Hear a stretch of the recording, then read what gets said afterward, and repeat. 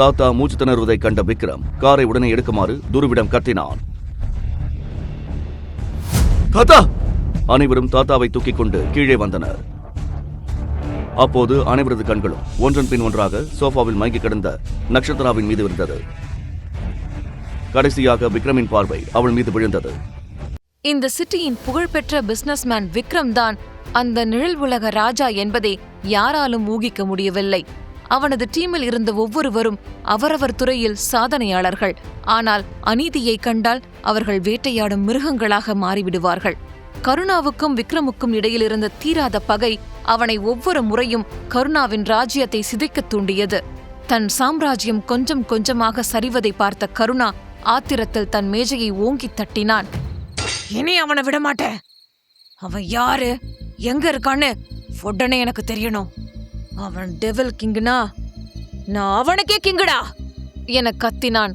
உடனே அவனது பிஏ நடுங்கிக் கொண்டே, ஆனா பாஸ், அவனோட அடையாளம் யாருக்குமே தெரியாது, நாம எப்படி அவனை தேடுறது என்றான். கருணா வெறி கொண்ட சிரிப்புடன், அவன் ஒரு விஷ பாம்பு. அது எந்த பொந்துக்குள்ள ஒளிஞ்சிட்டு இருந்தாலும் அவனை இழுத்துட்டு வர வேண்டியது என்னோட பொறுப்பு. அவன் என் பிசினஸ மட்டும் அழிக்கல, ஒட்டு மொத்தமா என்னோட நிம்மதியையும் சேர்த்து அழிச்சிருக்கான். அவனை தேடி போய் நானே என்னோட கையாலேயே அழிப்பேன் என கர்ஜித்தான். அவனுடைய ஆத்திரம் அந்த இரவை இன்னும் கொடூரமாக்கியது. மறுநாள் அதிகாலை பொழுது குளிரூட்டப்பட்ட அந்த அறையில் விக்ரமின் ஆழ்ந்த உறக்கத்தை ஏதோ ஒரு பாரம் கலைத்தது. மெல்ல கண் விழித்தவனுக்கு தன் மார்பின் மீது ஏதோ ஒரு மென்மையான அழுத்தம் தெரிந்தது. ஏதோ கனவு என்று நினைத்து அவன் நகர முயன்ற போதுதான் தெரிந்தது அவனால் இன்ச் கூட அசைய முடியவில்லை. விக்ரம் தன் கண்களை முழுமையாக திறந்து பார்த்தபோது அடர்த்தியான கருங்கூந்தல் இழை அவன் முகம் முழுவதும் ஒரு திரை போல படர்ந்திருந்தது. அந்த கூந்தலில் இருந்து வீசிய அந்த வாசனை அவனது நாசியை துளைத்தது. எரிச்சலுடன் கைகளை உயர்த்தி அந்த முடிகளை அவன் விலக்க அங்கே தெரிந்த காட்சி அவனது இரத்த அழுத்தத்தை எகிர வைத்தது. நட்சத்திரா அவன் இதய துடிப்பின் சத்தத்தை கேட்கும் தூரத்தில் அவனுக்கு மிக நெருக்கமாக தூங்கிக் கொண்டிருந்தாள். அவளது ஒரு கால் விக்ரமின் கால்கள் மீது பின்னி பிணைந்திருக்க, ஒரு கை அவனது வயிற்றை ஏதோ தன் சொத்து என்பது போல் இறுக்கி அணைத்திருந்தது. எல்லாவற்றிற்கும் மேலாக அவளது தலை அவனது தோளை தற்காலிக தலையணையாக்கி சாய்ந்திருந்தது. அவள் எதை பற்றியும் கவலைப்படாமல் தன் கிராமத்து திண்ணையில் நிம்மதியாக தூங்குவது போல் விக்ரமை ஒரு மெத்தையாக நினைத்து உறங்கிக் கொண்டிருந்தாள். அந்த அமைதியான முகம் விக்ரமுக்கு ஆத்திரத்தையே கொடுத்தது. யார கேட்டு என் மேல கை வச்ச என்கிற கோபம் அவன் கண்களில் திகைத்தது. அவள் காயப்பட்டிருக்கிறாள் என்கிற எந்த பரிதாபமும் விக்ரமின் அதிகாரத்தில் அப்போது இல்லை. அவளது அந்த அத்துமீறலை அவனால் பொறுத்து கொள்ள முடியவில்லை. படுத்திருந்த நிலையிலேயே தன் 2 கைகளையும் எடுத்து அவளை அப்படியே பக்கவாட்டில் ஒரு சுமை போல பிடித்து தள்ளினான். அடுத்த நொடி தபதப என்ற சத்தத்துடன் நட்சத்திரா மெத்தையின் ஓரத்திலிருந்து உருண்டு தரையில் பொத்தென விழுந்தாள். அந்த அதிர்ச்சியில் தூக்கத்திலேயே அலறிய நட்சத்திரா, ஐயோ கடவுளே, செத்தேன், என் இடுப்பு போச்சே என்று கத்தினாள். இடுப்பை பிடித்துக்கொண்டு தரையிலேயே அமர்ந்து புலம்பியவள் மெல்ல கண்களை திறந்து பார்த்தபோது கட்டிலில் ஒரு எரிமலையைப் போல் கண்கள் சிவக்க விக்ரம் அமர்ந்திருப்பதை பார்த்தாள். ஆனால் தூக்க கலக்கத்தில் அவளுக்கு எல்லாமே மங்கலாக தெரிந்தது. அவள் முன்பாக அவ்வளவு பெரிய உருவமாக விக்ரம் அமர்ந்திருந்தும் அவள் அவனை சரியாக கவனிக்கவில்லை. நட்சத்திரா மெதுவாக கண்களை கசக்கிக் கொண்டு, அட, என்னோட கட்டில காணுமே என்று குழம்பியவள் சட்டென்று தன் தலையில் தட்டிக்கொண்டாள். நட்சத்திரா தனக்குத்தானே முணுமுணுக்கத் தொடங்கினாள்.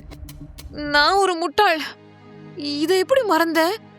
இப்போ நான் நம்ம ஊர்ல என்னோட கட்டில் மேல இல்லையே, இப்போ இந்த சிட்டில ஒரு மான்ஸ்டர் கிட்ட மாட்டிட்டு இருக்கேனே என சத்தமாக புலம்பி விட்டாள். அவள் கீழே இருந்தபடி மான்ஸ்டர் என்று சொன்னது விக்ரமின் காதுகளில் தெளிவாக விழுந்தது. அவன் படுக்கையிலிருந்து மெல்ல எழுந்து அவளை நோக்கி குனிந்தான். என்ன சொன்ன? என்னன்னு கூப்பிட்ட என்று அவன் அவளை முறைத்து கொண்டே கேட்டான். நட்சத்திரா பயத்தில் விக்கித்து போய், அது வந்து நான் ஒன்னும் சொல்லலையே என்று உளறினாள். விக்ரம் அவளது கையை இறுக பற்றினான்.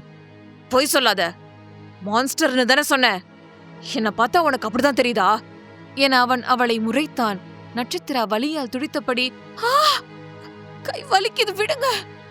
ஆமா, நீங்க பண்றதெல்லாம் பார்த்தா உங்களை அப்படிதான் சொல்ல தோணுது. யாராவது அடிபட்ட பொண்ண கட்டில இருந்து இப்படி தள்ளி விடுவாங்களா என்று தைரியத்தை வரவழைத்துக் கொண்டு கேட்டாள். ஆனால் விக்ரம் அவளை பார்த்து ஏளனமாக சிரித்தான். அடுத்த நொடி அவன் கண்கள் சிவக்க, உன்னோட காயத்தை பார்க்க நான் ஒன்னும் உன்னோட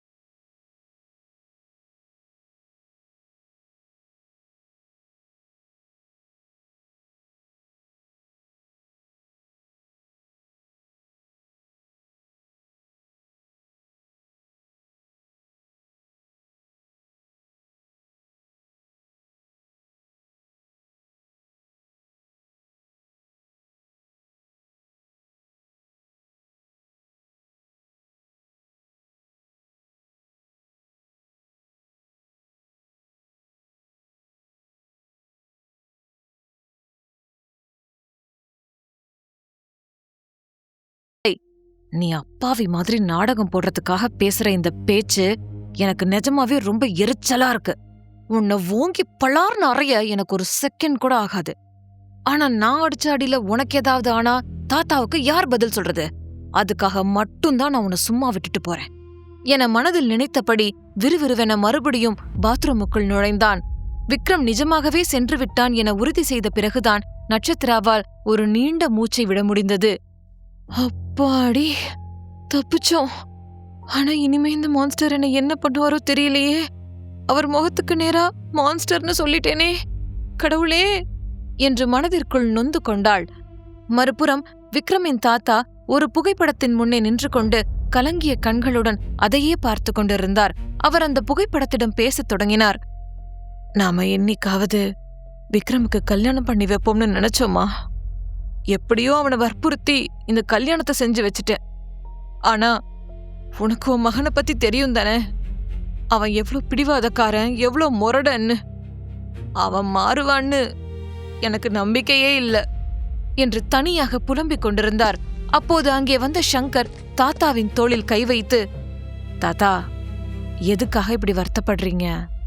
அதான் அண்ணி வந்துட்டாங்கல்ல, இனிமே கொஞ்சம் கொஞ்சமா விக்ரம் கண்டிப்பா மாறிடுவான் என்றான். தாத்தா பெருமூச்சு விட்டபடி, இல்ல சங்கர், அந்த நட்சத்திரா பொண்ணு ரொம்ப பாவம். அவ ஒரு அப்பாவி. விக்ரம் அவளை எப்படி நடத்துறான்னு நினைச்சாலே என் மனசு பதறுது. அவன் மனசுல இருக்கிற அந்த கோபம் குறையுமாடா என கேட்டார். உடனே ஆகாஷ் குறுக்கிட்டு, தாத்தா, விக்ரமுக்கு தெரியும் என்ன பண்ணணும்னு. ஆனா இப்போதைக்கு அவனோட கோபம் குறையிறது கஷ்டம்தான். நட்சத்திரா தான் கொஞ்சம் பொறுமையா இருக்கணும் என்றான்.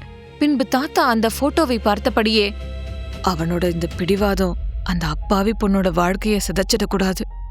அதுதான் என்னோட பயமே. அந்த கடவுள் தான் அவங்களுக்கு ஒரு நல்ல வழியை காட்டணும்.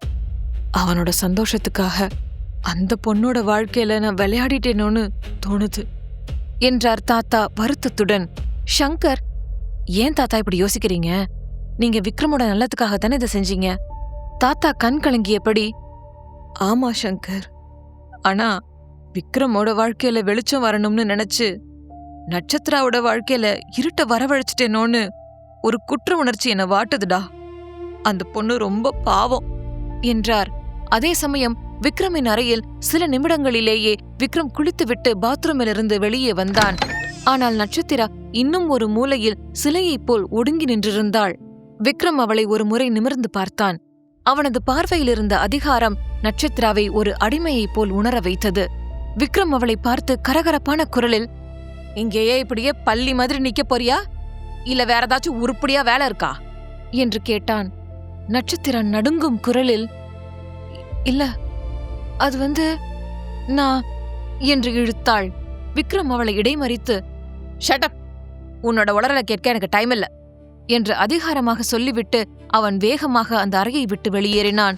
பின்பு விக்ரம் தன் ஸ்டடி ரூமில் கையில் ஒரு புத்தகத்தை பிடித்தபடியே ஜன்னல் வழியாக வெளியே தெரிந்த நகரத்தை பார்த்தபடி நின்றான். அந்த காலை நேரம் இதமாக ஆரம்பித்தது. ஆனால் அவனது கண்கள் புத்தகத்தில் பதியாமல் வேறு ஏதோ ஒரு பெரிய திட்டத்தில் ஆழ்ந்திருந்தன. அப்போது அங்கு வந்த சங்கர் விக்ரமுக்கு பின்னால் நின்று, விக்ரம், அந்த கருணா இப்ப ரொம்ப ஆக்ரோஷமா இருக்கான். அவன் ஆட்கள் உன்னை தேடி சிட்டில அலைஞ்சிட்டு இருக்காங்க என சொன்னான். ஆனால் விக்ரம் திரும்பாமல் அமைதியாக, தேடட்டும், அவன் ஆழமே தெரியாத புதக்குழிக்குள்ள காலை நுழைச்சிருக்கான். அவன் எவ்வளோ தேடுறானோ அவ்வளோ தூரம் அவன் அழிவை நோக்கி போறான்னு அர்த்தம். இந்த டெவில் கிங் யாருன்னு அவனுக்கு தெரிய வரும்போது அவன் கையில எதுவுமே மிஞ்சி இருக்காது என சொன்னான். உடனே ஆகாஷ் அருகில் வந்து, ஆனா விக்ரம், உன்னோட அந்த இன்னொரு பக்கம் நட்சத்திராவுக்கு தெரிஞ்சா என்ன ஆகும்னு யோசிச்சியா? அவ ஏற்கனவே உன்னை பார்த்து பயந்துட்டு இருக்கா என்றான். அதற்கு விக்ரம் ஒரு கசப்பான புன்னகையுடன், அவளுக்கு இதை பத்தி தெரிய வேண்டிய எந்த அவசியமும் இல்ல ஆகாஷ். இந்த உலகத்துல கெட்டவங்களை அழிக்க ஒரு டெவில் தேவைப்படுறான். அந்த டெவில் நான் தான். நட்சத்திராவுக்கும் இதுக்கும் எந்த சம்பந்தமும் இல்ல என்றான். உடனே விஷாலும் அவன் பங்குக்கு ஆர்வமாக, அண்ணா, அடுத்து நம்ம பிளான் என்ன? அந்த கருணாவோட அடுத்த கன்சைன்மெண்ட் இருக்கே, நாம அதை எப்படி ஸ்டாப் பண்ண போறோம் என கேட்டதும் விக்ரம் தன் கைகளை இறுக பற்றி கொண்டான். அந்த சரக்கு அவன் கைக்கு கிடைக்காது. அந்த இடத்துல ரத்தம் மட்டும்தான் மிஞ்சும். நெக்ஸ்ட் மூவ்க்கு எல்லாரும் ரெடியா இருங்க என விக்ரம் சொன்னதும் அனைவரும் விக்ரமிடம் சம்மதம் தெரிவிப்பது போல் தலையை ஆட்டிவிட்டு அங்கிருந்து நகர்ந்தனர். அதே நேரத்தில் விக்ரம் வெளியே சென்ற பின்புதான் நட்சத்திராவுக்கு உயிர் வந்தது. அப்பாடி, ஒரு வழியா கிளம்பிட்டாரு. இப்போதான் நிம்மதியே வந்துச்சு. கல்யாணம் முடிஞ்சு 2 நாள் தான் முடிஞ்சிருக்கு. அதுக்குள்ள ஒரு யுகமே முடிஞ்ச மாதிரி ஃபீலிங். நேத்து ஒரு நாள்ல மட்டும் என்னென்ன நடந்துச்சு, அப்பப்பா, இன்னைக்கு என்னென்ன நடக்க போகுதோ, அதை எப்படியெல்லாம் சமாளிக்க போறேனோ என்று தனக்குத்தானே முணுமுணுத்தாள். பின்பு நட்சத்திரா மெல்ல தன் காயத்தை பார்த்தபடி, முதல்ல நம்ம போய் குளிப்போம், அப்போதான் இந்த பயம் கொஞ்சம் குறையும் என்று சொல்லிக்கொண்டே பாத்ரூமிற்குள் விரைந்தாள். விக்ரமின் பிடிவாதம் நட்சத்திராவை இன்னும் எப்படியெல்லாம் வாட்டப்போகிறது? தாத்தாவின் குற்ற உணர்ச்சி மாறுமா? முழு கதையையும் கேட்டு மகிழ பாக்கெட் FM ஆப்பை டவுன்லோட் செய்யுங்கள். லிங்க் டிஸ்கிரிப்ஷனில் கொடுக்கப்பட்டுள்ளது.